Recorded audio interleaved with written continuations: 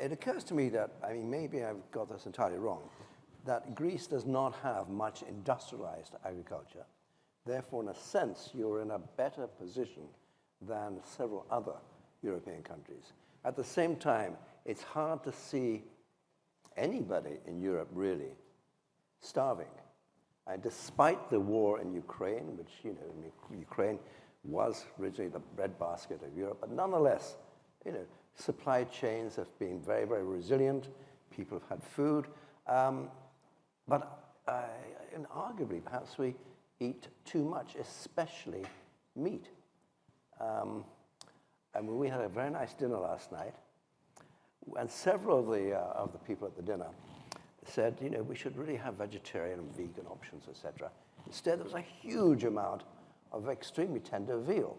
Now, if you think in terms of the Netherlands, I think Andreas mentioned this yesterday, you had farmers demonstrating successfully against the Dutch government at the proposals by the Dutch government to reduce the amount of methane coming from cattle.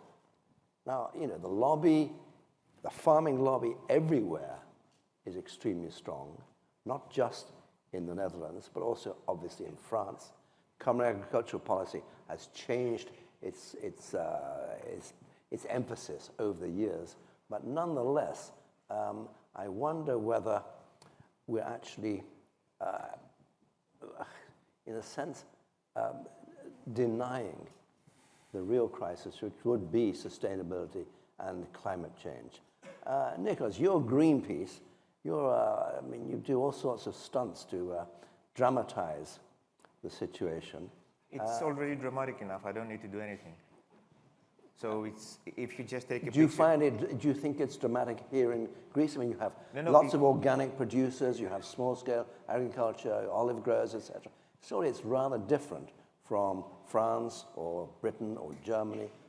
It's definitely different to Denmark or the Netherlands. Yeah. We have some similarities to France and some others to Spain, with differences also with the acreage and stuff.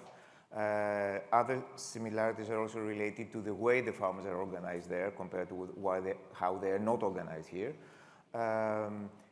In our case, it's not about starvation, it's mostly about lost opportunities in quality products and it's also this trend of cash crops that have been heavily subsidized. Yeah. And this way, they're not allowing a decent and honest discussion about where we're going to go, how we're going to go there, because any transition in agriculture is slow and painful.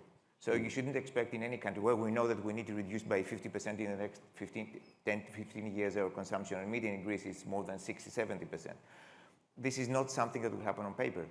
You need to open a discussion. We need to start debating and discussing, knowing where we have to go. It's not going to be a compromise. We're not allowed to compromise on that. It's our future. So since we need farmers to be there and have a sustainable financial future there, we need to see how we help them transform into the next era. And this is not happening. Okay. Minister, you talked about the need to encourage farmers to stay on the land. Are they? I mean, the figures that just came out, I think, from, I can't remember from Nikos or from Kostas, saying from Nikos or Yiannis, basically saying that far too many farmers, particularly young farmers, are leaving the soil, going to Athens or going abroad or whatever. So are you losing your, how are you doing? If a scorecard of 0 to 10, how are you doing? 10 being the best. Allow me to talk in Greek. Πρώτα απ' όλα, πριν απαντήσω στην ερώτηση, θέλω να κάνω μια αναφορά στη σημερινή μέρα. Η σημερινή μέρα είναι η μέρα της αγρότισσας. Και δεν ξέρω πόσο είναι γνωστό στο ευρύ κοινό, αλλά είναι πραγματικά πολύ σημαντικό να τιμούμε αυτά τα πρόσωπα που πίσω από μια πολύ δύσκολη παραγωγική διαδικασία παίζουν τον πιο κρίσιμο ρόλο. Η μητέρα αγρότισσα που είναι παραδοσιακά δεμένη με όλη τη διαδικασία της παραγωγής, τουλάχιστον στη χώρα μας στην Ελλάδα, που υπηρετεί διαφορετικούς ρόλους, είναι μητέρα, είναι εργάτρια, είναι παραγωγός, είναι αυτή που στην πραγματικότητα κρατάει τον βασικό λόγο της κοινωνικής συνοχής, στην οποία αναφέρθηκα νωρίτερα, όπου και αν πρέπει να το αναζητήσουμε, όπου και αν πρέπει να το δούμε. Και νομίζω ότι αξίζει μια αναφορά τιμής σε αυτό το πρόσωπο που όντως έχει έναν πολύ ξεχωριστό ρόλο και που με βάση τουλάχιστον τους αριθμούς τα τελευταία χρόνια αρχίζει βεβαίως και ανακτά έναν πρωταγωνιστικό ρόλο. Και αυτό φαντάζομαι ότι είναι γνωστό και στα βασικά ζητούμενα τα οποία καταγράφονται είτε με συμμετοχή σε σχέδια βελτίωσης, είτε με συμμετοχή σε προγράμματα νέων αγροτών, φαίνεται ότι το ποσοστό των γυναικών όλο και αυξάνεται χρόνο με το χρόνο και αυτό είναι πάρα πολύ σημαντικό στοιχείο το οποίο πρέπει να κρατήσουμε. Και έρχομαι ακριβώς σε αυτό που ρωτήσατε νωρίτερα. Η συζήτηση η οποία γίνεται για το κατά πόσο νέοι άνθρωποι έρχονται πλέον στον πρωτογενή τομέα είναι μια συζήτηση που έχει ξεπεράσει τα όρια της Ελλάδος. Και η αλήθεια είναι ότι έχει προτεραιοποιηθεί και στις αναζητήσεις της Ευρωπαϊκής Επιτροπής. Είναι ένα μεγάλο ζήτημα το οποίο απασχολεί συνολικά την Ευρώπη, γιατί η μεγάλη εικόνα που μιλάει για επισιτιστική επάρκεια και για αυτάρκεια των παραγωμένων προϊόντων από την ίδια την Ευρωπαϊκή Ένωση, στην πραγματικότητα θέτει ως όρο, ως προϋπόθεση, το να υπάρχουν άνθρωποι στον πρωτογενή τομέα. Και είναι σημαντικό να έχουμε νέους ανθρώπους, γιατί αυτοί θα διασφαλίσουν και τη βιωσιμότητα, την αειφορία, τη συζήτηση ουσιαστικά που έχουμε με βάση και το σημερινό συνέδριο συνολικότερα. Άρα λοιπόν είναι σημαντικό για την ίδια την ελληνική πολιτεία με μέτρα που μπορεί να είναι τα μέτρα για τους νέους αγρότες, μπορεί να είναι τα μέτρα για ειδικές καλλιέργειες, μπορεί να είναι τα μέτρα τα οποία ουσιαστικά κατά κάποιον τρόπο ελκύουν όλες τις ιδιωτικές επενδύσεις στον πρωτογενή τομέα, να μπορέσουμε να προσελκύσουμε νέους ανθρώπους για να καταστήσουμε βιώσιμο τον πρωτογενή τομέα τα επόμενα χρόνια. Η επισιτιστική επάρκεια για την οποία μιλάμε, που μπορεί να είναι μια αναφορά όρων, δεν είναι μια τόσο εύκολη υπόθεση στο να την πετύχει κανείς και πρέπει να ξέρουμε ποια είναι η πραγματικότητα. Γιατί ταυτόχρονα πρέπει να διασφαλίσουμε και κάποιους άλλους όρους ή κάποιες άλλες συνθήκες των ανθρώπων που έρχονται να εισέλθουν στον πρωτογενή τομέα. Παραδείγματος χάρη, πρέπει επιτέλους να μιλήσουμε σοβαρά, με πρόγραμμα, με σχεδιασμό, για την επιμόρφωση των νέων αγροτών.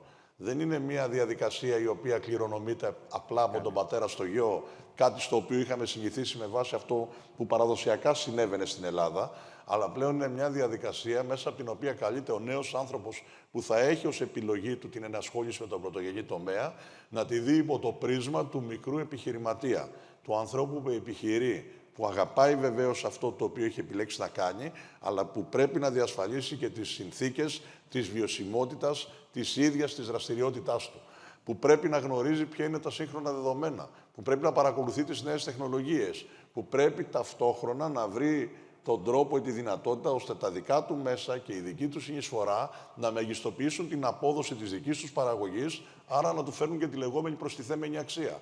Όλα αυτά προφανώς συνδυάζονται με την ψηφιοποίηση, συνδυάζονται με τον εξυγχρονισμό, συνδυάζονται με θέματα και ζητήματα τα οποία έχει ανάγκη ο πρωτογενής τομέας. We are inevitably, of course, pressed for time, or always a bit behind time. I will have a question for Yiannis, but any questions from the audience? Yes, there's a gentleman there. I think it's Yiannis, I think, yes. Mr. Andrews, dear John. Yes. Excellent panel and great... You have the voice of a Shakespearean actor, but nonetheless the microphone will be better. Thank you for it. But please, over the last 2 days, yesterday and today, we've heard speakers use the word climate change interchangeably with the word climate crisis. It's not change, it's a crisis.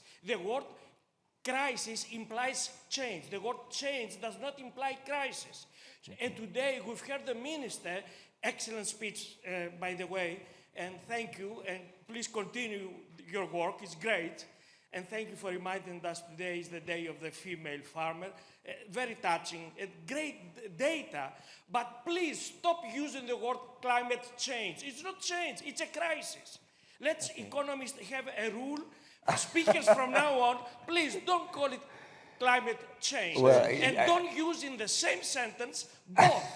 It's a climate crisis. That is also, I have read it in the Economist articles, so let's make it a rule. That is my humble opinion. Thank you. Well, thank you, Yiannis. I'm not sure we've elected you yet, but we could, of course. I'm reminded of the Chinese thing, that the characters for crisis also indicate opportunity. So let us see. Any other questions? Yes, lady there.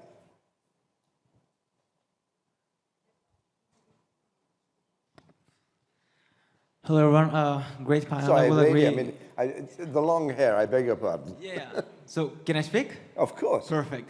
I would ask you to kindly, take a step back and put yourself in a young person's shoes, like 22 years old, fresh out of college.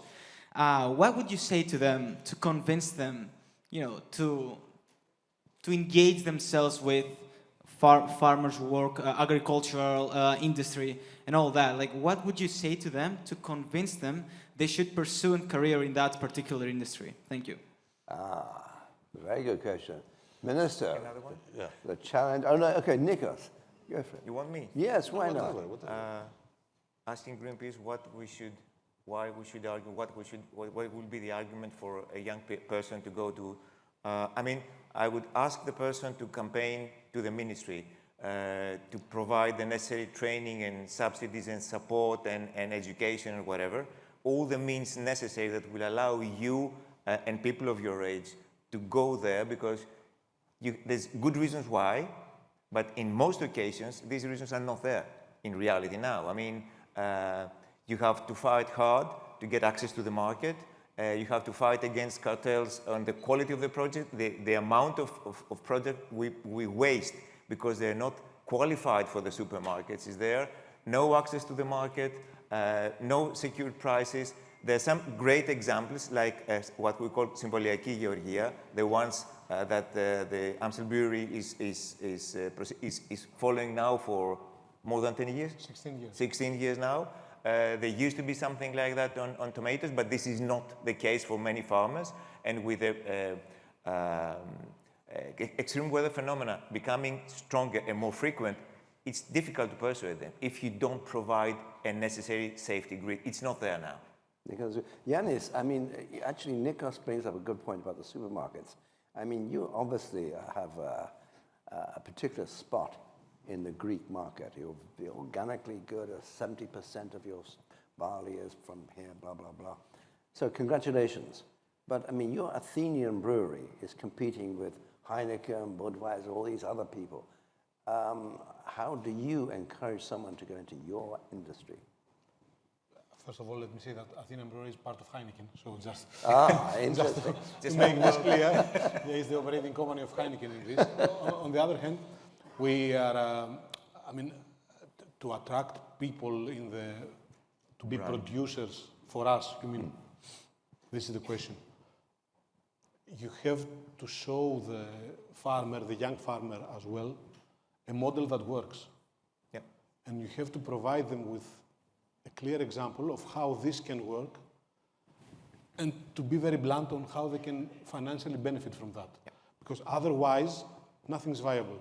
Yeah. So we can discuss about many things, but nothing is separated from the financial viability and financial sustainability of the farmer himself or herself, and the social surroundings. It's the society around the farmers that also benefits from that. So the way to attract somebody is just to prove them that there are models that work, and they can build their lives and their family's life based on those models. I'm going to give the last word to the minister, but I think there's a question over here first. Just to complete something. Yeah, but can you answer okay. because I think... Okay. So take two... Yes, lady there. Θέλω να απευθύνω μια ερώτηση στον Υπουργό σχετικά με το πρόβλημα που υπάρχει στην Ελλάδα με τους εργάτες γης. Είναι ένα πολύ μεγάλο πρόβλημα και πάρα πολλοί παραγωγοί αφήνουν πλέον τις οδιές τους στα χωράφια, γιατί δεν έχουν τη δυνατότητα ώστε να ασχοληθούν ακόμα και οι άνεργοι που έχουμε στην Ελλάδα, που θα μπορούσαμε να τους αξιοποιήσουμε εκεί με κάποια κατάρτιση, κάποια εκπαίδευση, ώστε να γίνουν οι επόμενοι αγρότες γης. Στο ερώτημά μου είναι το εξής.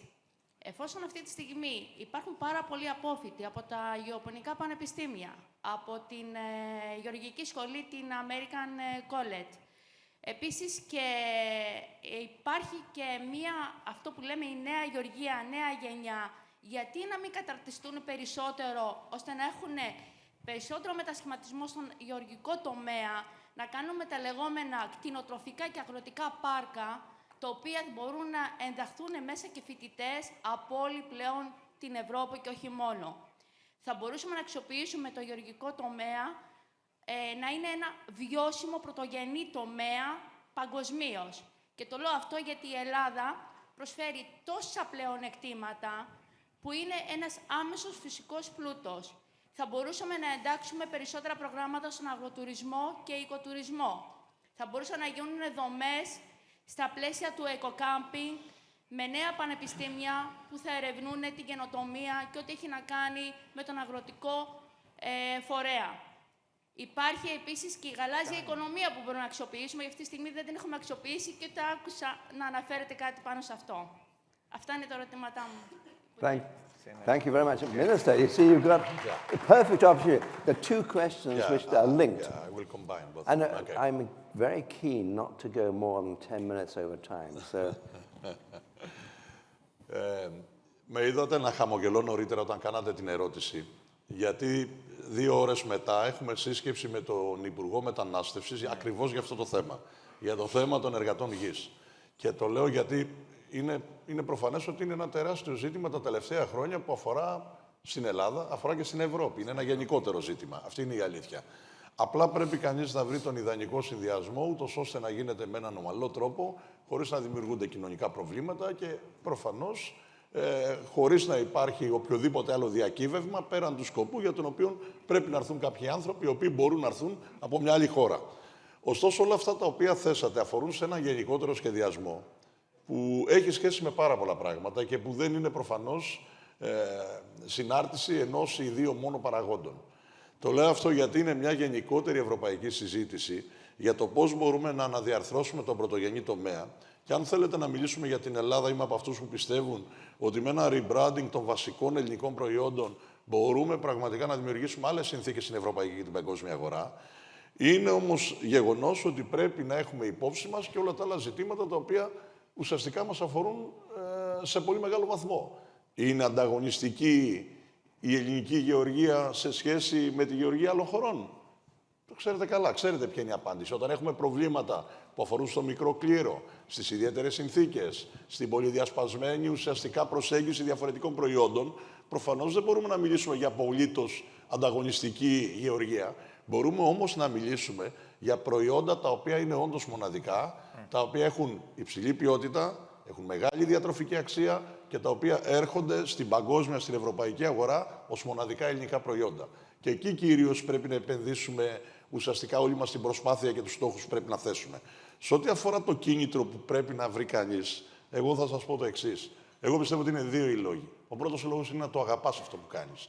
Δηλαδή, ένας νέος άνθρωπος θα πάει στον πρωτογενή τομέα πρώτα γιατί τον αγαπάει και γιατί θέλει να είναι εκεί. Γιατί θέλει να έχει τη σύνδεση με τη γη, θέλει να έχει τη σύνδεση με τα ζώα. Είναι κάτι το οποίο ουσιαστικά αφορά σε μια πρώτη προσωπική εντός εισαγωγικών κλίση. Αυτό όμως που είναι υποχρέωση της πολιτείας είναι να του δώσει όλο εκείνο το πλαίσιο των διευκολύνσεων που μπορεί να αφορά σε μέτρα για νέους αγρότες, που μπορεί να αφορά σε φθηνό, εύκολο νερό άρδευσης, που μπορεί να αφορά σε μείωση του κόστους παραγωγής, που μπορεί να αφορά ακόμη και στο γεγονός του να υπάρχει ένα σχολείο στο απομακρυσμένο χωριό που θα ζει για να πηγαίνουν τα παιδιά του.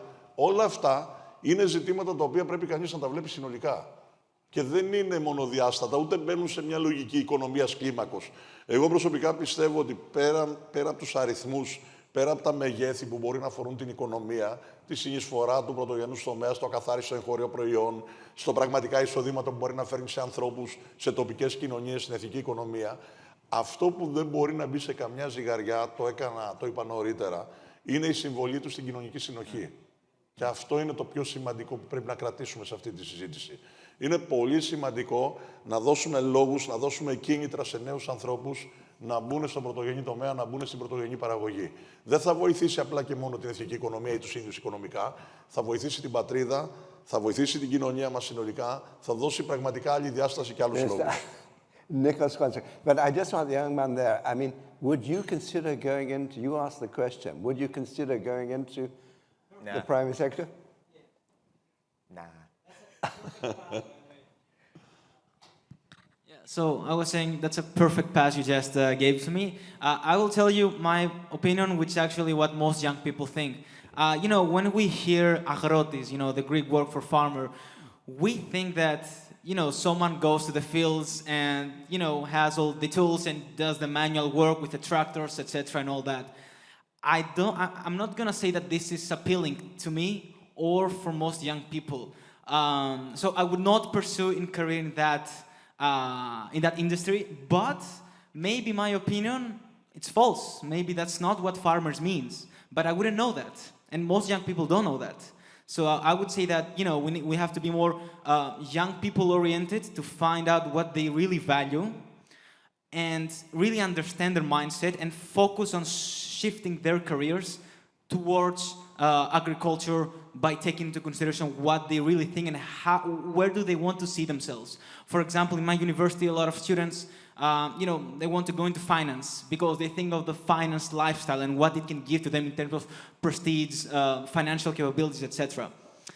I would say we need to do something that's quite similar to that, to appeal to the lifestyle, although it might not be viable, to the long term, but for the short term, to get things going, I think that's how we, should start things. Nicely put. Nikos, you can be very, very quick. Quick one. Response. While the assumption is that the farmer is the old guy with the tools and whatever, that could be truth. It is equally truth that you can be with drones and deep data mining and whatever. Both pictures are true, and you can pick and choose the one that you prefer and goes on with your lifestyle and whatever. But they need different approaches and probably different products and whatever. Coming to the commenting on the point about farmers. 10 seconds. Yes, about the need for labor, for hands in the farms. As long as we do not have a framework, we allow for amaliada, for manolada, we allow for these scandalous situations where we all hate to know that they exist, but they do. So we better create a framework, have clear rules, and get people. That's on what we are working now. Gentlemen, thank you very much indeed. Great panel, very good questions. Thank you. Thank you, Minister.